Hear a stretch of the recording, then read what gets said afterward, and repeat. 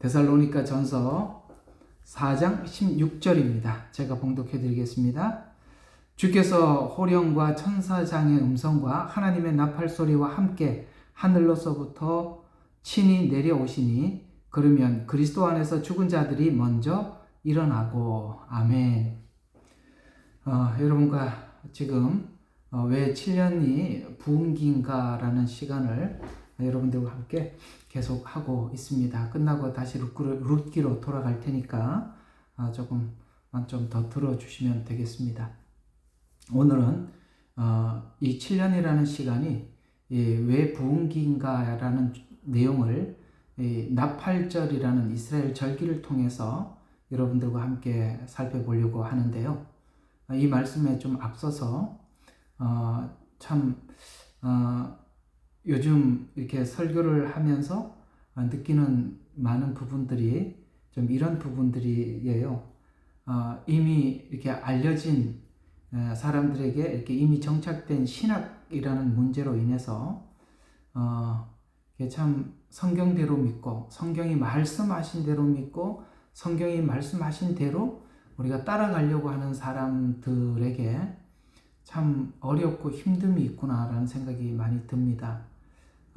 우리가 이제 목요일 날 이렇게 멤버들이 들어오시는 분들을 쭉 보면은 이제 아주 이렇게 고정이 된 것 같아요. 오시는 분들은 항상 이분들이 오시는구나라는 것을 이름을 보면 익숙해져 가고 있어요. 제가 이렇게 목회를 하고 또 예레미야 눈물방을 여러분들 한 분 한 분 이렇게 안 보는 것 같아서 제가 이렇게 유심히 많이 살피고 있어요. 살피면서 느끼는 게 뭐냐면 이런 게 있습니다. 여러분들도 이 부분에 대해서 굉장히 주의해야 되는 부분이 뭐냐면 우리가 이미 들었던 어떤 선지식들, 우리가 미리 들었던 이런 선지식들이 나는 이렇게 믿고 있다라는 이렇게 틀들이 신학 안에서 여러분들이 나도 모르게 신학이 돼서 여러분들의 틀을 가지고 이렇게 자리를 잡고 있다는 것을 좀 생각해 보시면, 그러다 보면 어떤 문제가 생기느냐면은 이렇게 말씀을 전하고 있다, 제 말씀을 듣다가 보면 어떤 생각이 드냐면은 나는 이렇게 생각을 이미 하고 있었는데 목사님 내 생각하고 다르네 라고 생각을 해서 이제 가까이 왔던 발걸음을 한 발 물러서서 이제 한 발 물러서서 보게 되게 되고, 그러다 보면은 또 뭔가 여러분들이 이해하고 있는 것과 또 다르면 또 한 발 물러서게 되고 그 다음부터 이게 사라지더라고요. 안 보이더라고요. 그게 여러분 설교하는 목사들에게만 신학이 있는 게 아니라 성도들도 그런 것들이 나도 모르게 틀이 되고 신학이 되어 있습니다. 신학이라는 건 참 무서운 건데요.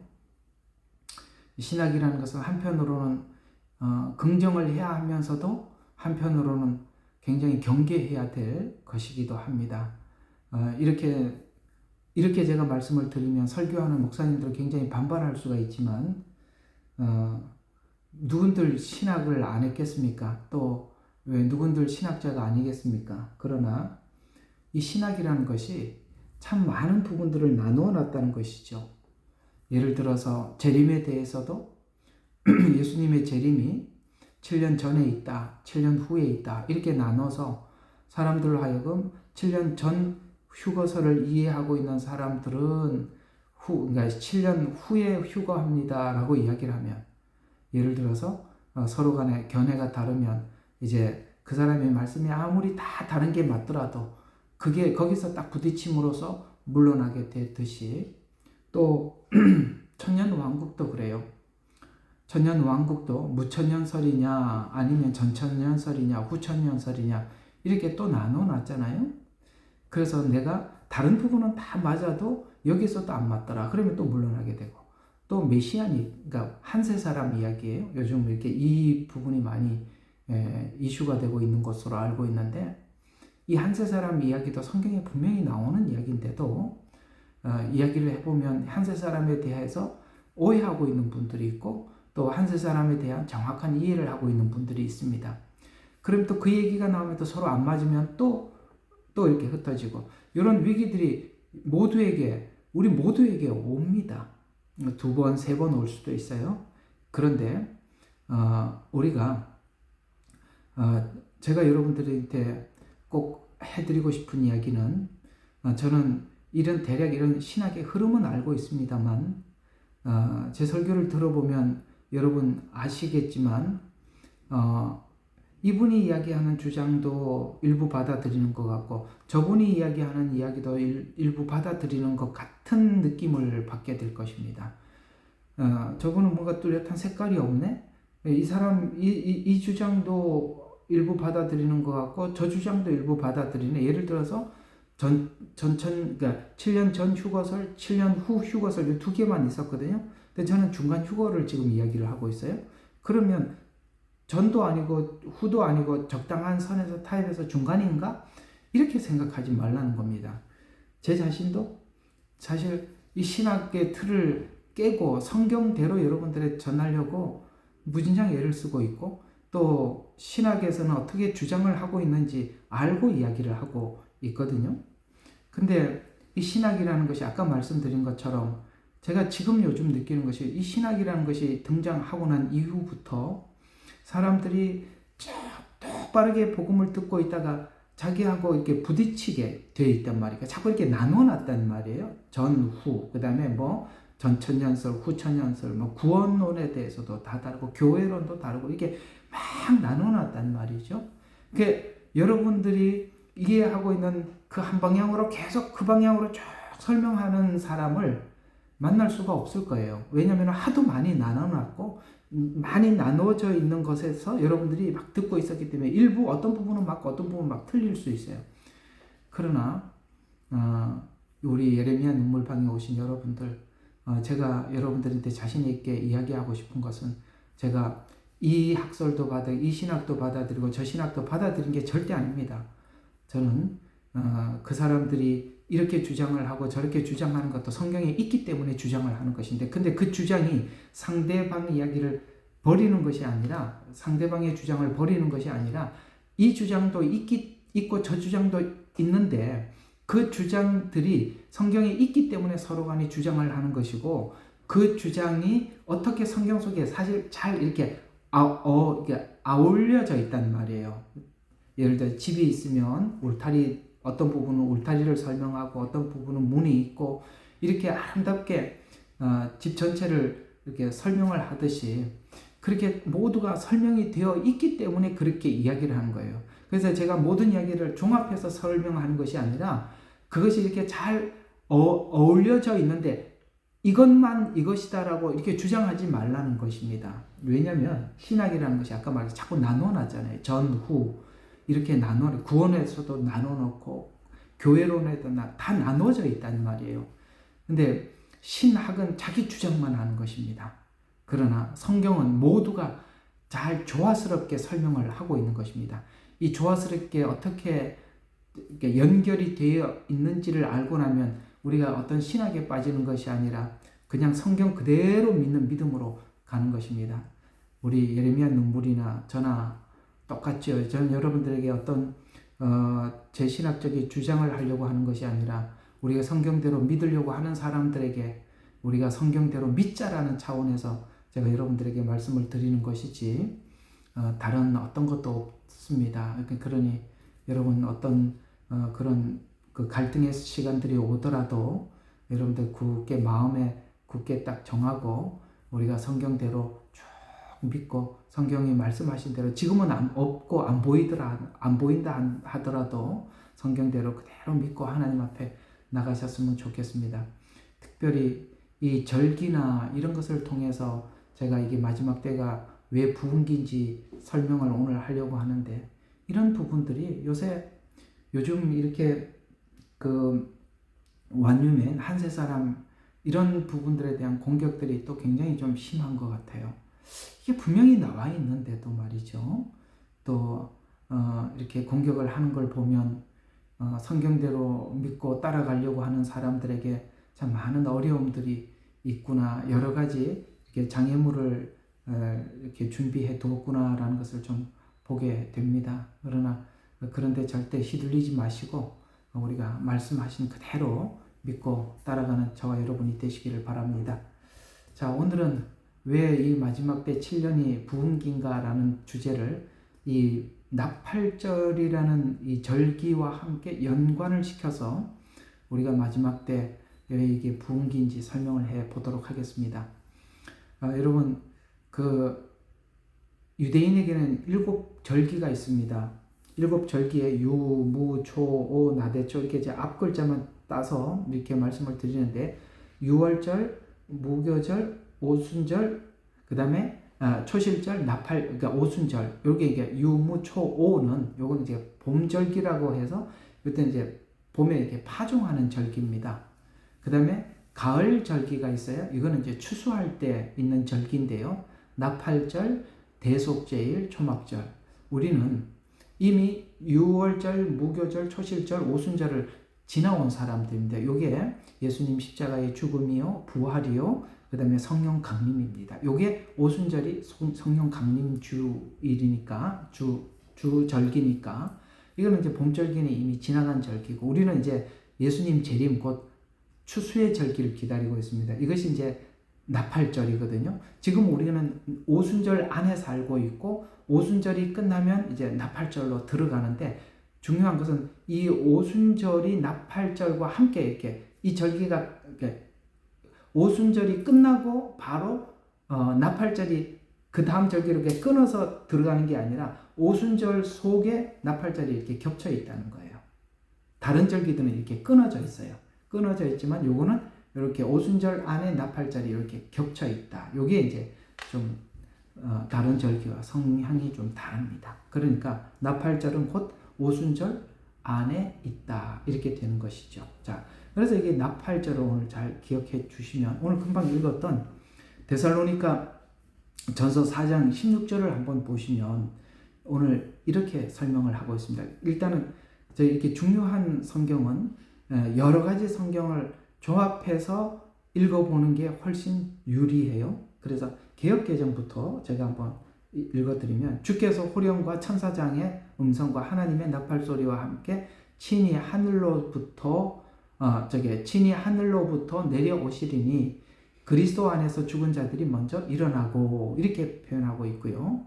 그 다음에 킹 제임스 성경은 조금 오늘 여기 보니까 어떤 부분이 좀 삽입이 되어 있냐면은 나팔 소리와 함께 친히 내려오시리니 이렇게 나와 있고, 여러분 그 김종철 감독, 여러분 이게 한세 사람에 대해서 부정하는 사람들은 특별히 그 김종철 감독이 말하고 있는 한세 사람에 대해서 굉장히 부정을 하고 부인을 해요.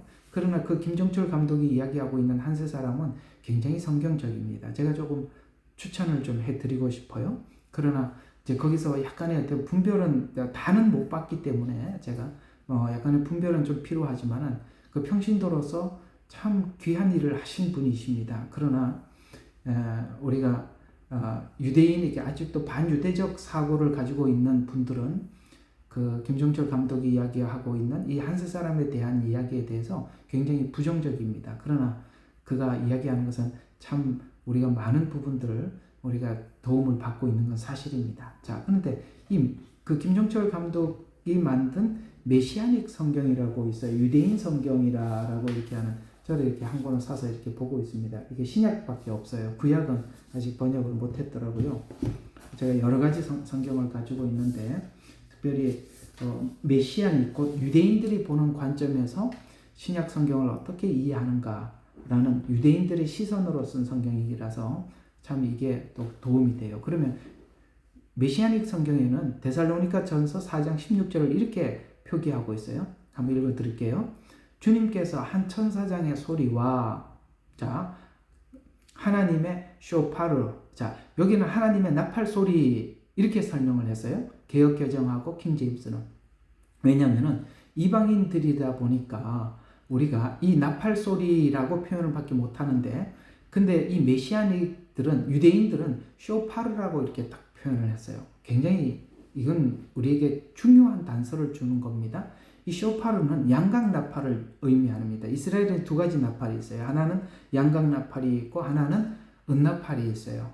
그러니까 양각 나팔은 모을 때, 사람들 이렇게 끌어모을 때 부르는 나팔이라면은, 은나팔은 전쟁터에 막 전쟁하러 나가게 하기 위해서 막 군인들을 앞으로 전진 이럴 때 사용하는 것이 은나팔입니다. 근데 여기는 분명히 이 나팔이 두 가지가 있기 때문에 그 신약 성경을 우리가 그냥 이스라엘 사람들이 이해하고 있는 이 나팔에 대한 이해가 없는 우리들은 그냥 나팔 소리라 이렇게만 딱 적었지만 이 메시아닉 성경은 나팔이 두 개가 있기 때문에 쇼파르라고 분명히 지칭을 하고 있어요. 이건 은나팔이 아니라 전쟁이 아니라 모으기 위해서 하는 거구나라는 것을 우리가 이해할 수 있습니다. 굉장히 큰 도움이 되죠. 그러니까 나팔 소리는 우리 지나갈 수 있는데 너무 중요한 단서를 주고 있지 않습니까? 그래서 성경을 다양하게 볼 필요가 있는 것이죠. 좀 더 정확하게 보려면 이렇게 볼 필요가 있어요. 그러나 그래서 양각 나팔과 함께 그 다음에 친히 하늘에서 내려오실 때에 하늘로부터라고 이야기하고 있어요. 킹제임스나 개역개정은 하늘로부터. 그런데 여기는 표현이 더 정확해요. 하늘에서 내려오세요. 분명히 내려오는 장소가 하늘이다라고 예수님이 재림을 설명하고 있어요. 내려오실 때에 먼저는 메시아와 연합하여 이렇게 또 표현하고 있어요. 근데 이 킹제임스하고 개역개정은 그리스도 안에서 우리가 익숙한 이야기죠. 그런데 이게요, 메시아 입장에서, 메시아니 그 이스라엘 입장에서 보니까 그리스도 안에서 이렇게 표현하게 돼. 메시아와 연합하여라고 표현해서 유대인이 메시아 곧 예수님을 믿고 이방인이 예수님을 믿는 그걸 보고 그리스도 안에서라고 표현하는구나. 이게 좀 더 우리가 이해의 폭을 더 깊고 넓게 할 수 있지 않습니까? 그래서 메시아와 연합하여 죽은 자들이 일어나고 이제 여기 보게 죽은 자라고 하면 이미 죽은 자. 그다음에 그 뒤에 이제 쭉 이제 나옵니다. 그 다음부터 보면은 그리고 나서 살아남아 있는 우리도라고 얘기해서 죽은 자들이 먼저 일어나고 그 다음에 살아있는 사람도 휴거되는구나. 휴거 이야기가 데살로니가 4장 16절에 그렇게 쭉 나오는 것입니다. 자, 그러면 여기서 말하는 나팔 소리가 뭐냐 이거죠. 자, 아까 말씀드린 것처럼 여기 메시아닉 성경에서 이 나팔이 쇼파르 곧 양각 나팔이라고 했습니다. 양각 나팔은 모은다는 의미를 가지고 있다고 했지요. 그럼 한번 봐요. 이 나팔절은 이런 의미를 가지고 있는데요. 히브리 달력에 따라서 일곱째 달. 그러니까 일곱째 달이라고 하면은 보통 일곱이라는 숫자는 이스라엘은 새로운 시작의 숫자를 이야기하고 있거든요. 그러니까 히브리 달력에 따라서 일곱째 달 첫날에 지켜지는 유대인의 명절로 히브리어로는 로시 하샤냐 이렇게 부르는 것입니다. 근데 이 나팔절에는 아까 오순절하고 나팔절이 겹쳐 있다고 했잖아요. 그러니까 지금 성령 강림을 우리가 오순절이라고 해요. 그래서 사도행전에 오순절 날 성령님이 임하셨다라고 이렇게 표현을 하고 있고 그 오순절이 지금도 오순절이 이렇게 지나가고 있는 중이죠. 그러나 이제 오순절이 끝날 무렵쯤에 뭐가 쓱 들어가냐면 나팔절이 이렇게 겹쳐 들어간다는 말이죠. 그러면 요 시간이 무슨 시간이냐면 바로 이 오순절이 끝날 무렵에 열흘간 10일간 나팔을 붑니다. 이게 바로 나팔절이에요. 여기 나팔 소리와 함께라는 말은 하늘에서 막 나팔 소리가 막 울리면서 예수님이 재림한다라고 우리가 유대인의 절기를 몰랐을 때는 예수님 오실 때 하늘에서 막 나팔 소리가 나는구나 이렇게 생각을 했는데 아이고 그 얘기가 아니라 이 나팔 소리가 아니라 나팔절을 이야기하구나 라는 것을 유대인들이 이야기를 해줬잖아요. 우리에게. 그들이 설명을 해줘야 우리가 이런 걸 알 수가 있죠. 우리는 그들이 설명을 안 해줬을 때는 그냥 하늘에서 엄청난 나팔 소리가 막 울리고 예수님 재림하고 이렇게 상상을 해왔을 것입니다. 그런데 그 얘기가 아니라 절기로 보니까 이렇게 나팔절, 오순절이 끝나는 나팔절을 이야기하는 거예요. 나팔 소리라는 말은 나팔절을 이야기하고 있다. 양각 나팔. 근데 그 나팔은 양각 나팔이다. 양각 나팔은 모은다는 의미를 가지고 있다. 일단 여러분들 이 부분에 대해서 굉장히 생소하기 때문에 제가 자꾸 2번, 3번 반복해 드리는 거예요. 그래야 하나라도 배울 수 있을 것 같아요. 그래서 100번을 부르게 되는데 9일 동안 100번을 부르는데 마지막 나팔은 바로 10일째 불러지는 나팔입니다. 그러면 왜 그러면 100번을 부르느냐? 그 앞에서 불렀던, 그러니까 마지막 나팔 이전에 불렀던 이게 모든 나팔들은 전부 다 무슨 나팔이냐면 깨우기 위한 나팔이에요. 아까 이제 모은다는 이야기만 했지만, 자, 그 앞에 있는 그 나팔들은 전부 다 깨우는 나팔이고, 그 다음에 마지막 나팔은 아까 이렇게 모아서 공중으로 끌어올라가는. 그래서 17절에 보면, 그리고 살아남아 있는 우리도 공중에서 주를 만나기 위하여 그들과 함께 구름 속으로, 함께라고 했죠. 끌어모아서 함께 구름 속으로 끌려 올라가리니 그리하여 우리가 영원히 주와 함께 있으리라. 이렇게 표현을 하고 있어요. 그러니까 나팔절은 하나는 앞에 계속 불려지는 이 나팔들은 깨우는 나팔이요, 마지막 나팔은 모으는 나팔이다. 그것이 양각 나팔이다. 이렇게 표현을 이해를 하면 되겠습니다. 자, 그러면 지금 5장, 여러분 성경 펴 놓으셨나요? 데살로니가 전서 5장 1절부터 한번 보시죠. 1, 2절을 한번 봐요. 자, 이렇게 이야기하다가 그러나 형제들아 그 때와 시기에 관해서는 너희에게 쓸 필요가 없다. 이게 왜 이 말이 툭 튀어나왔죠? 나팔절은 특별히 이 나팔절만큼은 다른 절기와 다르게 이 절기는 언제 지켜라가 없어요. 다른 절기는 절기 날짜가 딱 나와 있어요. 그런데 나팔절은 7월 첫째 주인데 첫째 날 시작하는데 그렇게 지칭은 되어 있지만은 그 시작을 알리는 것은 달라요. 그러니까 이 날은 정해져 있는 날이 아니라는 게 좀 특별해요. 그래서 오늘 그 말이 나팔절에 대해서 나팔절과 연관시켜서 보면 5장 1절에 이렇게 이야기해. 형제들아 그때와 시기에 관해서 너에게 쓸 필요가 없다. 이는 주의 날이, 요거 이제 마지막 나팔이에요. 주의 날이 예수님의 재림을 이야기하는데 밤에 도둑같이 임하리라는 것을 너희가 정확히 알고 있기 때문이다. 도둑같이래요. 여러분, 절기가 정해져 있으면 무슨 도둑같이 오는 겁니까? 정해져 있지 않기 때문에 도둑같이 오는 거잖아요. 그러니까 이게 오순절 안에 뭔가 이 나팔절이 들어가 있는데 이 나팔절은 언제인지 나와 있질 않아요. 이제 좀 이따 이제 말씀을 드리겠습니다만 이런 이야기예요. 아주 캄캄한 금음. 그러니까 우리가 보름달이면 이렇게 환하게 보이지만 금음이 이렇게 지나갈 때 아주 최고의 금음. 그러니까 가장 캄캄할 때를 계속 두 명의 제사장이 하늘을 보면서 그걸 살피는 거예요. 그래서 오늘이 그 가장 캄캄한 그날이다 라고 계속 관찰하고 있다가 그날이라고 하면은 그 제사장이 나팔을 불어서 나팔절의 시작을 알리는 겁니다. 금음. 이해가 가세요? 그러니까 어떤 날들이 정해져 있는 것이 아니라 두 제사장이 살피고 있다가 지금 가장 캄캄해. 바로 이 날을 우리가 나팔절로 지킬 것이다라고 이게 나팔을 불어주면 그때부터 이스라엘 백성들의 나팔절이 시작이 되는 거예요. 참 신기하죠? 두 명의 제사장. 요한계시록에 나오죠? 두 증인. 이렇게 근데 그 날을 지금 살피고 있는 자들에게는 예를 들어서 아까 말했잖아요.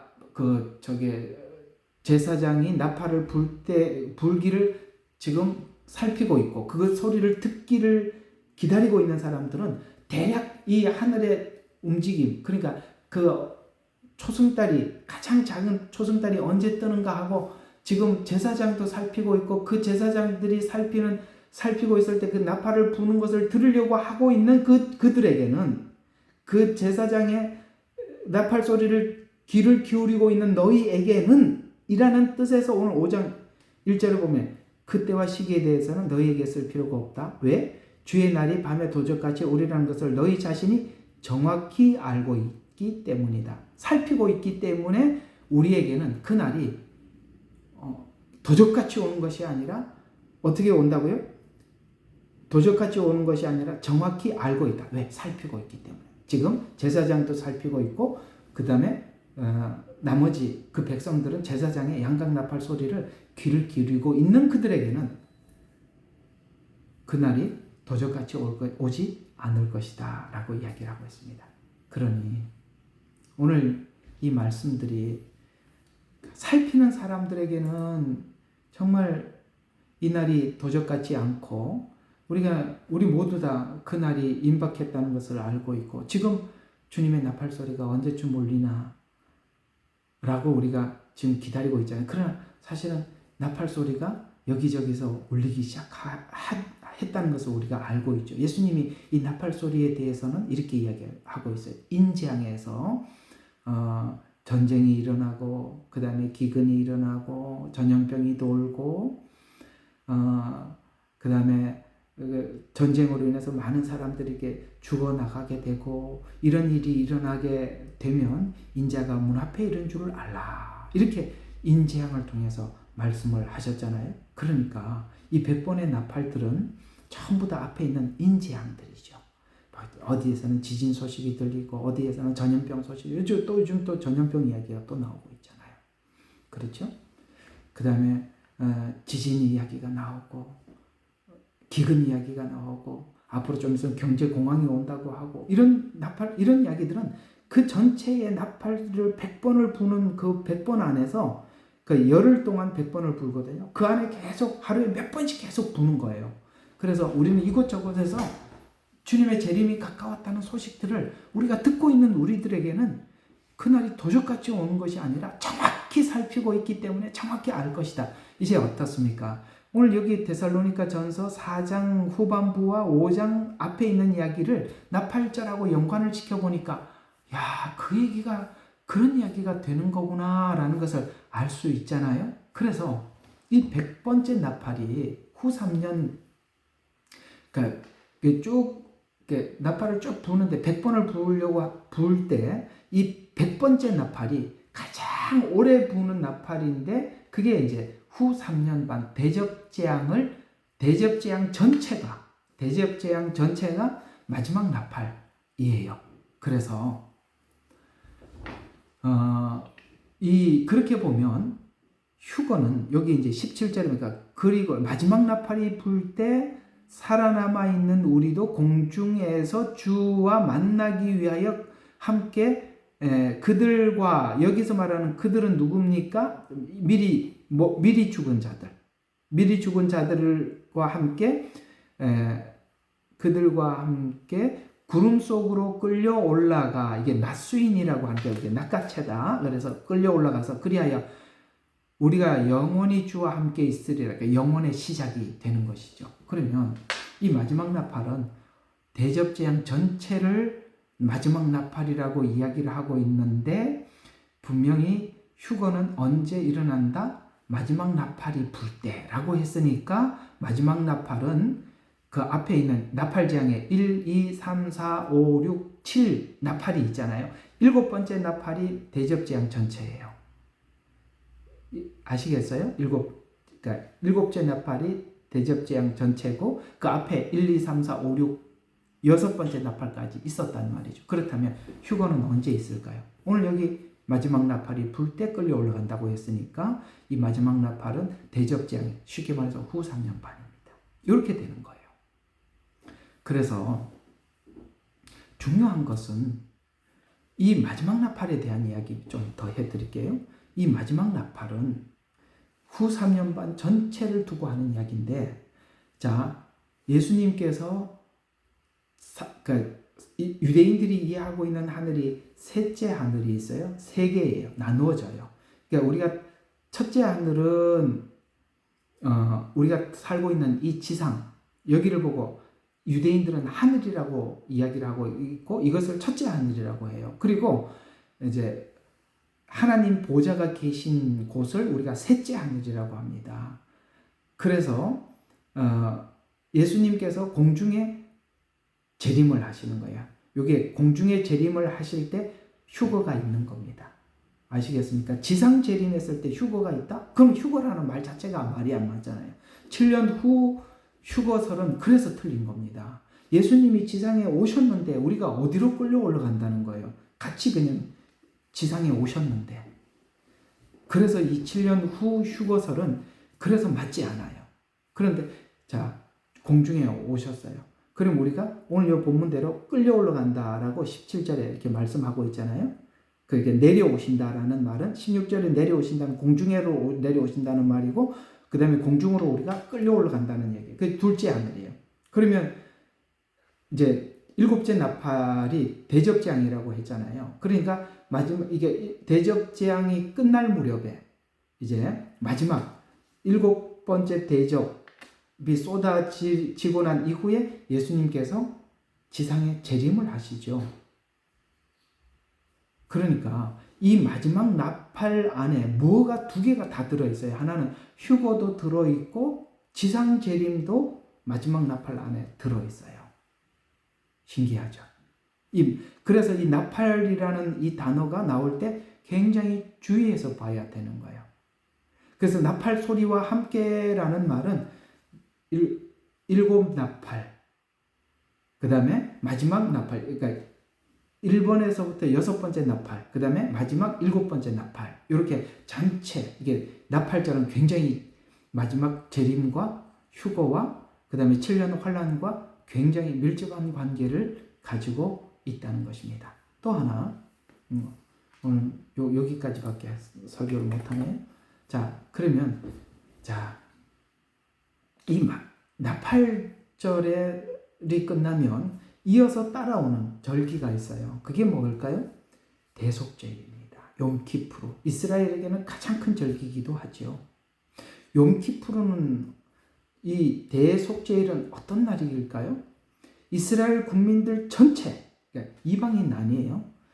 구약 때부터 이스라엘 전체가 하나님 앞에 죄 용서함을 받는 날입니다. 여러분 이제 성막 배우다 보면 대제사장이 1년에 한 번씩 속죄소에 들어가서 피를 뿌리고 나와서 나팔을 불어줌으로써, 그게 이 나팔이야. 나팔을 불어줌으로써 이스라엘 백성 전체의 죄가 용서함을 받는 것입니다.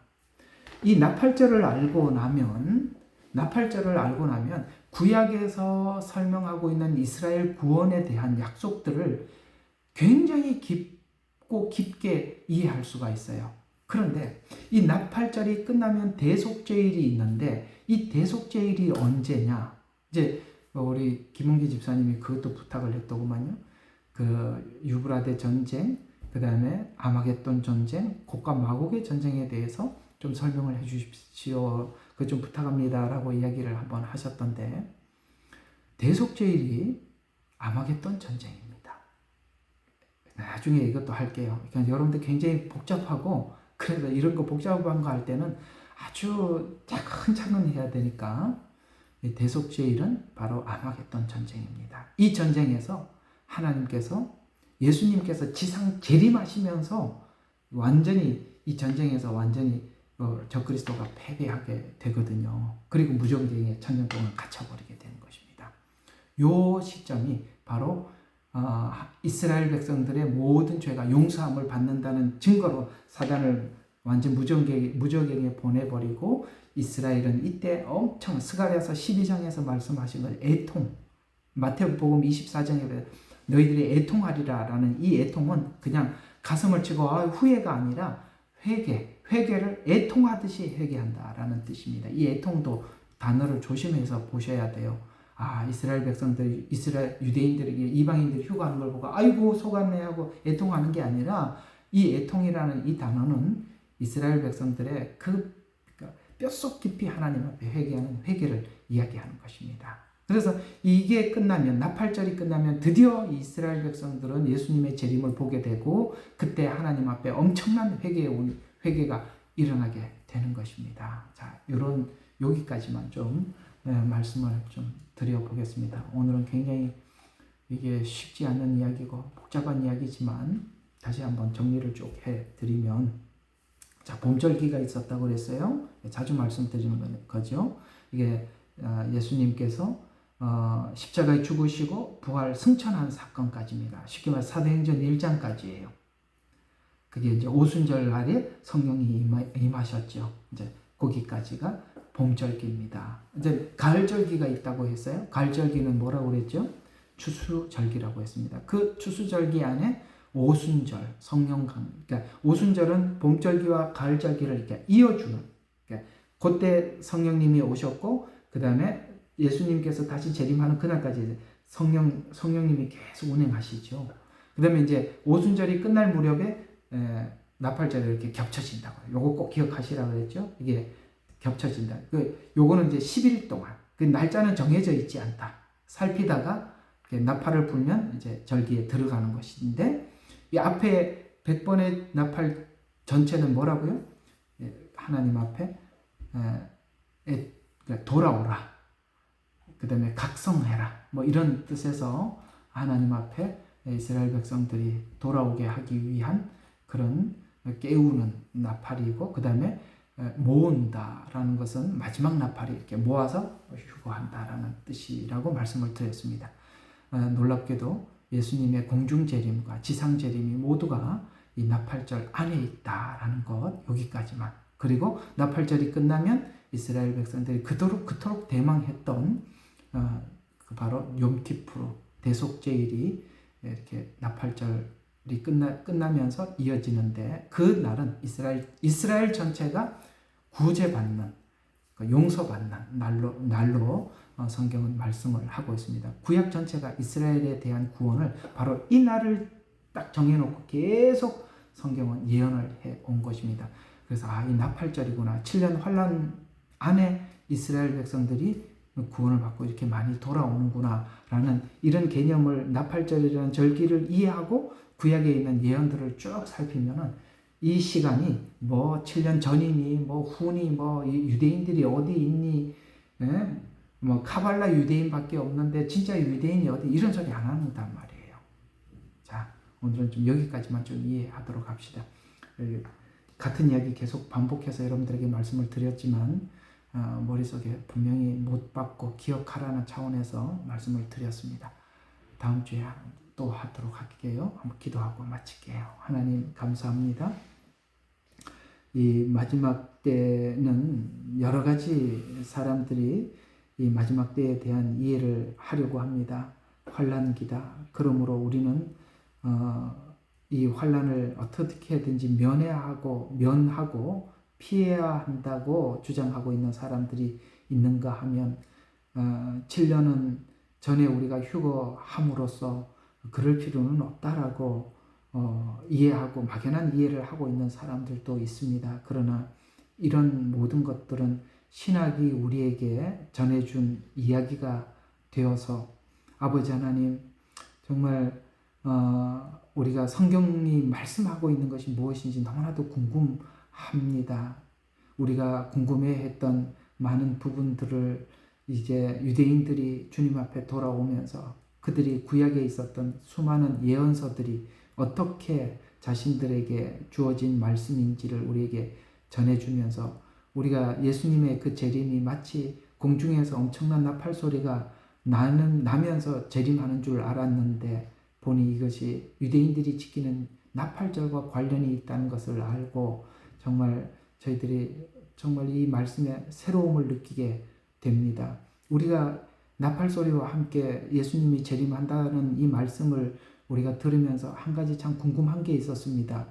그것은 바로 주님께서 공중에 나팔 소리와 함께 오신다고 했는데 그 나팔 소리는 이 모든 지구상에 울릴 텐데 왜 불신자들은 그 소리를 듣지 못할까라는 생각을 했습니다만, 이것이 나팔절이었기 때문에 유대인들, 이방이 믿지 않는 사람들도 듣지 못하는 거구나라는 것을 우리가 정말 이 수수께끼 같은 이야기가 풀리기도 했었습니다. 하나님, 성경을 더 깊이 분명하고 선명하게 열어주셔서 우왕좌왕하지 않게 하여 주시고 성경대로 믿고 성경대로 기다리고 성경대로 준비하는 사랑하는 성도들이 다 되게 축복하여 주옵소서. 예수님 이름으로 기도합니다. 아멘.